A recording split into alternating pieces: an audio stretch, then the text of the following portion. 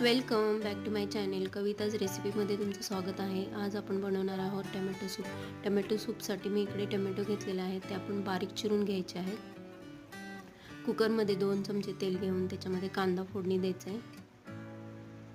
कांदा जास्त फ्राय नाही करायचा आहे.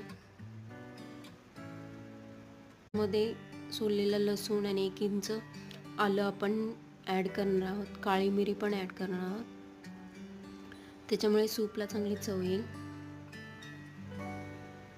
2 कप पाणी ॲड करते मी. आता चवीनुसार 1 चमचा मीठ, 1 चमचा साखर आणि लाल मिरची पावडर 1 चमचा.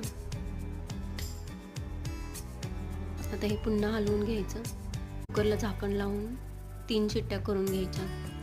हे मिश्रण आता आपल्याला वाटून घ्यायचं आहे आणि आपलं सूप रेडी